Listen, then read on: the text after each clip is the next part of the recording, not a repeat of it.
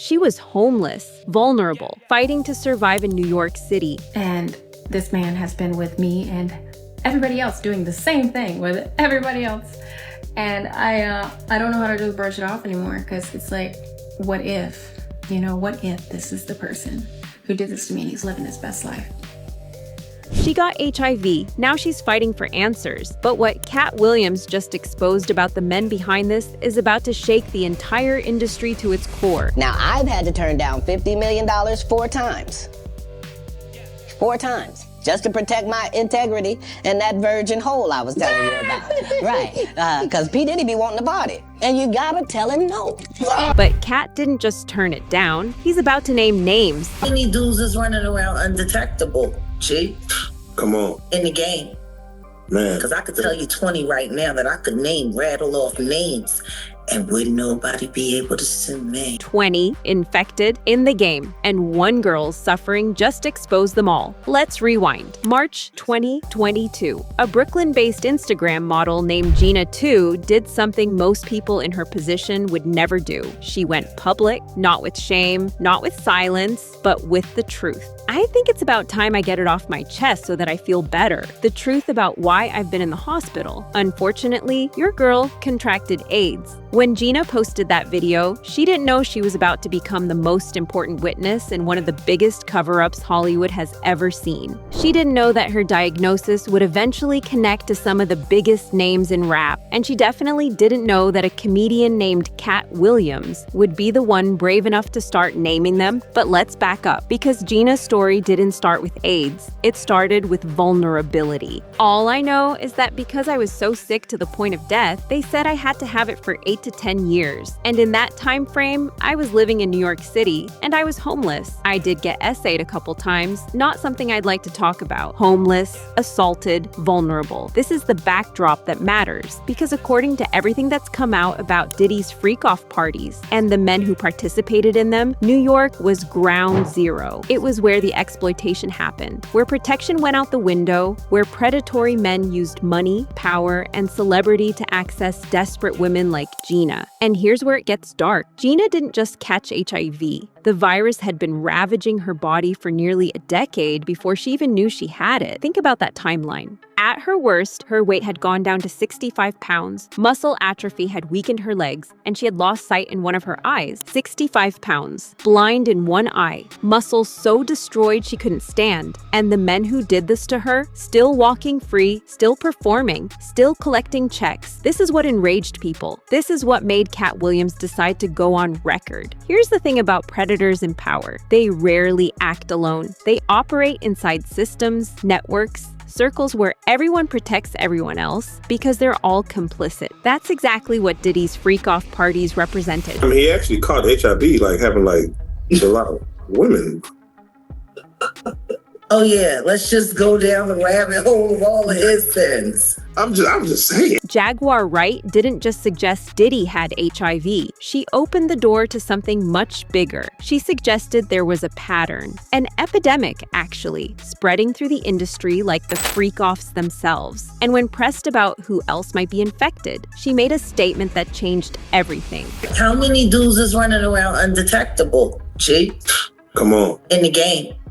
Man. Because I could tell you 20 right now that I could rattle off names, and wouldn't nobody be able to sue me. 20 rappers, undetectable viral loads, walking around the industry, making music, going to award shows, mentoring younger artists, all while knowingly or unknowingly spreading HIV.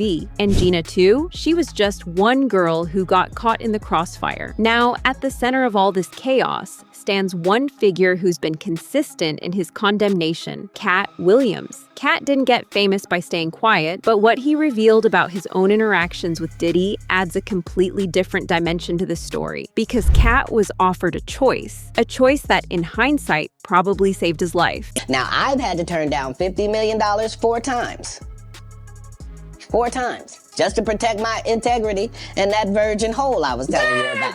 Right, because P. Diddy be wanting to party. And you gotta tell him no. You got to tell him no. $50 million, 4 times. That's not casual party invitations. That's targeted recruitment into something Katt recognized was toxic, possibly criminal, definitely dangerous. And Katt's language is important here. He wasn't just turning down parties, he was protecting his integrity. He was refusing to participate in a system where consent, testing, and protection were apparently optional. I know demons are powerful, but I also know why they're powerful. There's cold spiritual warfare going on out here. That's Katt calling it what it is, demonic behavior. And he's been watching it, documenting it, waiting for the right moment to expose it. And that moment came when Gena Tew's story started making waves and innocent people, other victims, could finally be protected by the truth. What makes Gena's story so crucial is that she didn't have all the answers at first. She was trying to piece together her own trauma. But as time went on, she started connecting dots that no one else wanted to see. It took her years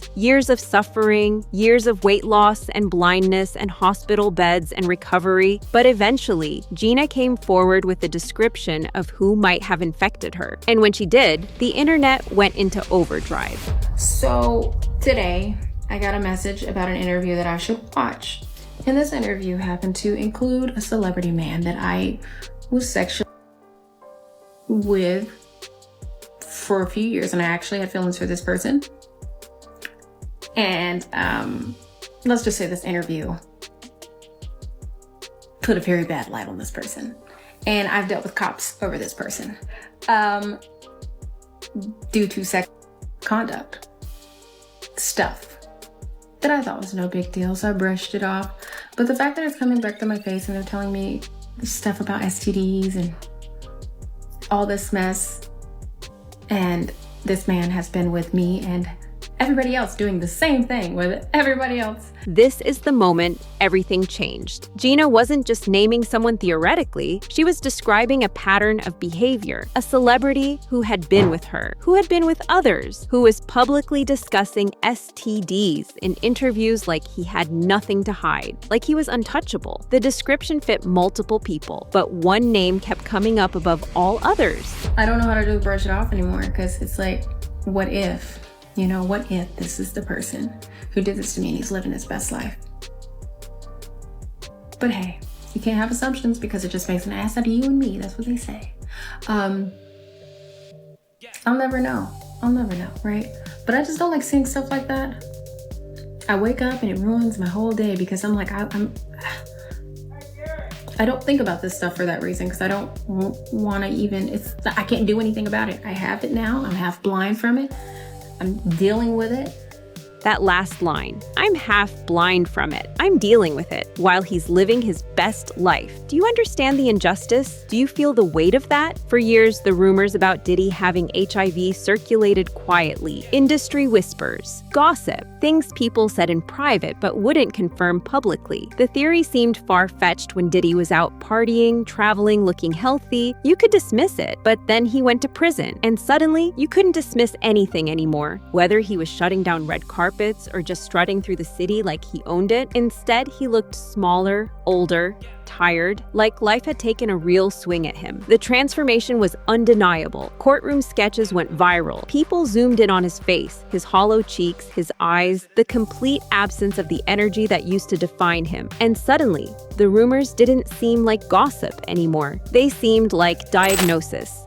My gone was that flashy, unstoppable energy he used to carry everywhere. There was something deeper, something off. Court reporters who were actually in the room said the same thing. Observers noticed it. The physical toll was visible. And when people started connecting that visible deterioration to the HIV rumors, suddenly the pattern became impossible to ignore. Diddy had access to fancy doctors on the outside, top-tier medical care, the kind of care that keeps viral loads undetectable. people. That lets you function normally. That lets you hide a serious illness. But when you're in prison, when you lose access to those resources, the virus starts showing. The body betrays you. This is where Katt Williams' recent statements become absolutely critical, because Katt didn't just mention Diddy. Katt implied a whole network, a roster of men in the rap game who are allegedly operating the same way. And Katt said he could name them, all 20 of them. I'm anti-establishment. Even if I'm at the Diddy party, I'm there to tell. I'm there to see who is in here and what y'all get from being in here. Katt didn't just avoid the parties, he actively studied them. He positioned himself as an observer, a witness, someone gathering information on who was participating in the system and what they were getting out of it. That's not casual commentary, that's investigation. All of these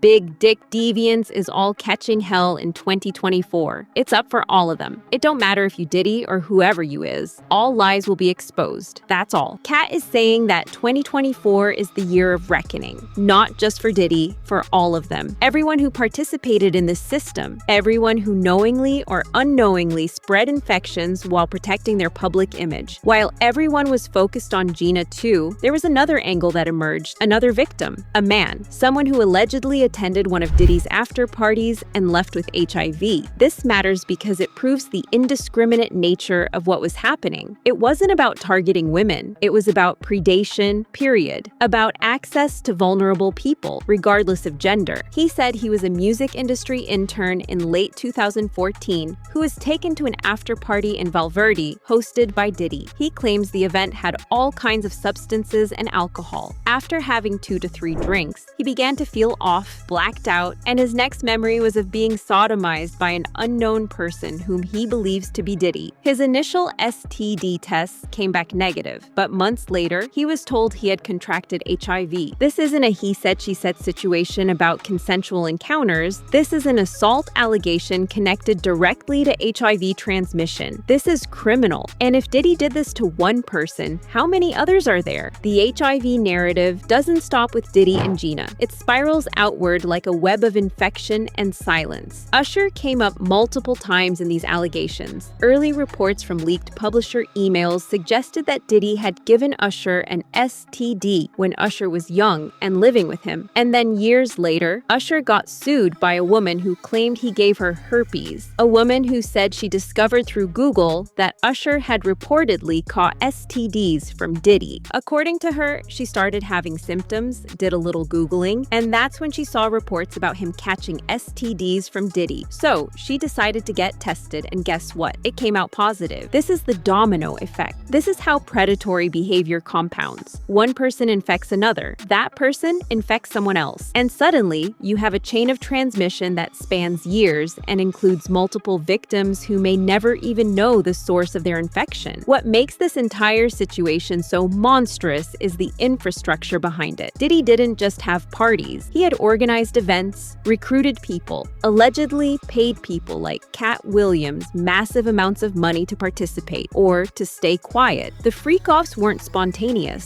They were systematic, industrial, designed to bring together vulnerable people, celebrities seeking thrills, and an environment where protection and consent were afterthought. His freak-offs are legendary, and not in a good way. There have been reports of freak-off sessions that got out of hand, and from the way those things happen, it doesn't seem like they always remember to use protection. The freak-offs were wild AF, and according to rumors, STI and STDs were passed around like party favors. ST is and STDs, passed around like party favors. That's the language that describes what happened. That's the scale of negligence and predation we're talking about. And the most damning part, during the trial, people noticed something specific about Diddy's purchases. During the trial, there was a lot of talk about the bulk purchase of baby oil, but no talk of bulk condom purchases.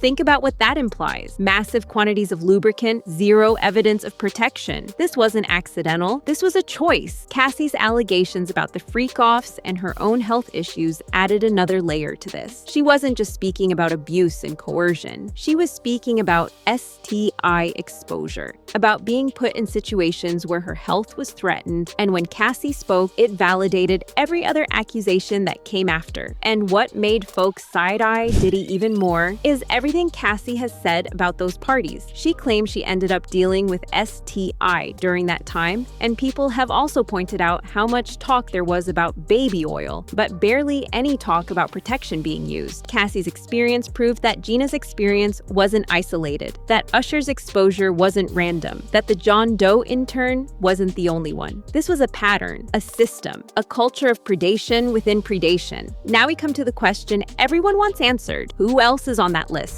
Katt said 20 men, 20 rappers, 20 industry figures allegedly walking around undetectable, unknowingly or knowingly exposing others. The speculation has been wild. Meek Mill's name came up because of his proximity to Diddy. Craig Mack, who died in 2018 under circumstances that were never fully clarified, got pulled into the conversation. Even Kim Porter's death got re-examined, with people questioning whether the official cause of pneumonia was the complete picture. One name that kept popping up over and over was Usher. Fans immediately brought up how close Diddy and Usher used to be, especially those stories about Usher living with him as a teen. And with these new claims swirling, all those old questions came rushing back to the surface, but it didn't stop there. Other names started getting thrown into the mix too. The point isn't necessarily that all of these people are guilty. The point is that Diddy's behavior created a culture where this kind of recklessness became normal, where health precautions were seen as optional, where predation could happen behind closed doors and closed lips. While all of this speculation has been happening, Gena Tew has been fighting for her life. Literally, she went from 65 pounds to over 100. She went from blind in one eye to reclaiming her vision. She went from hospitalized and dying to standing on her own 2 feet again. So last y'all heard I was 98 pounds. Right, well, I'm now 105 pounds. Baby, I freaking made it. The doctor said it was actually 106 pounds, but I'm like, no, because I'm taking off one for my clothes, and my shoes. That's resilience. That's someone reclaiming her life despite everything. And her recovery videos showing her regaining strength, fighting muscle atrophy, became symbols of resistance. 1, 2, 3. Push through those legs. Come on, push. Stand up. Push through those legs. Come on, do it. Push those legs.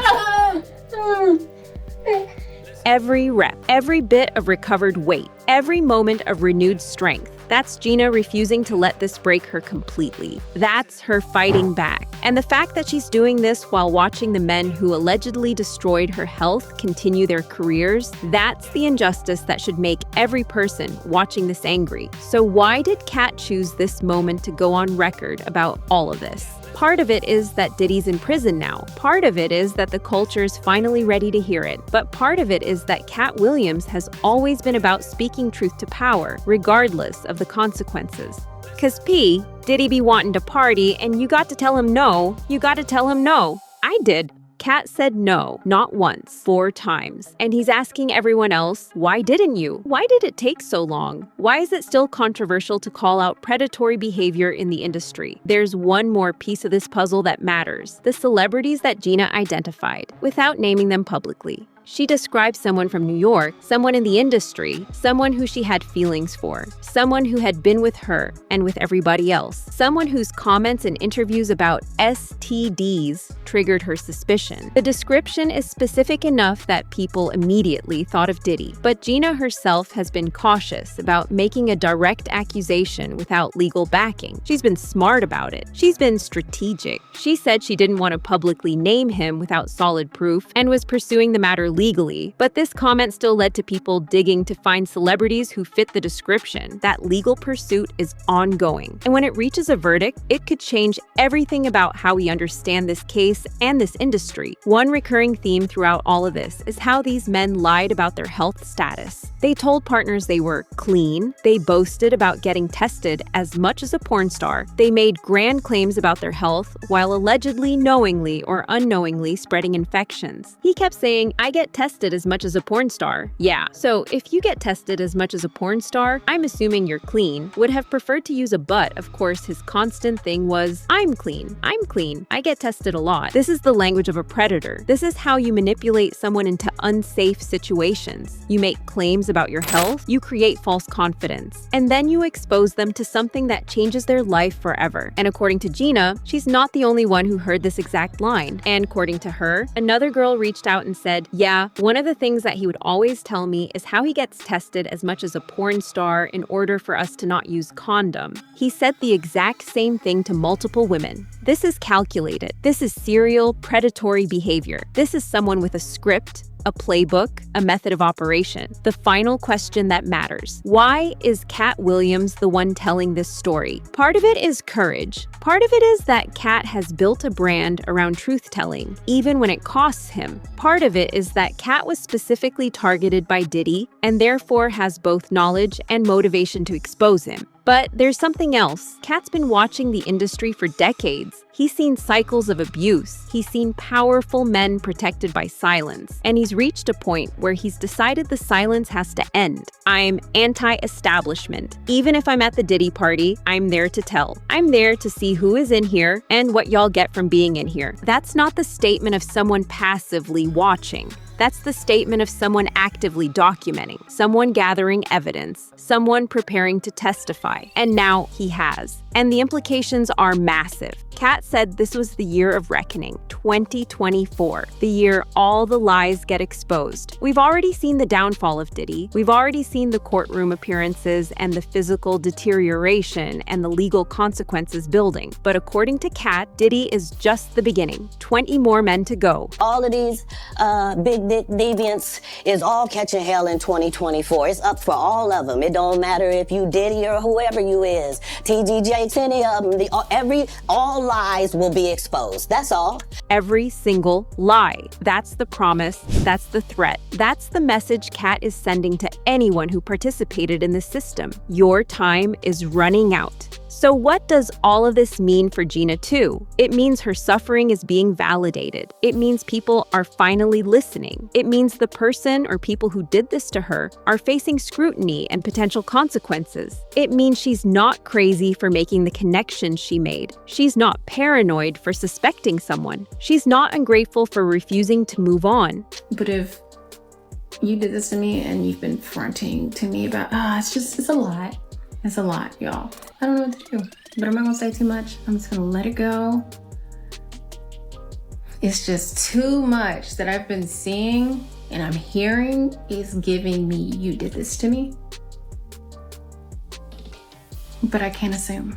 She's choosing dignity over accusation. She's choosing caution over recklessness. She's choosing to let the legal system work while protecting her own mental health. But the internet has already done the work she was too smart to do publicly. The dots have been connected. The pattern has been identified. And thanks to Katt Williams, more people are asking uncomfortable questions about more people. What we're witnessing is the unraveling of an entire system built on predation and protection. Diddy's in prison. His empire is crumbling. His legacy is being rewritten as a horror story. And now, thanks to revelations from Gena Tew, Katt Williams, Jaguar Wright, and others, the focus is expanding beyond one man to an entire culture of behavior. The industry can't hide anymore. The silence is breaking. And according to Katt, this is just the beginning. He faced that head up. He did. And he didn't stop. And he didn't stop doing what he's done. He, an advocate. Now he did that. And Period. Listen to me.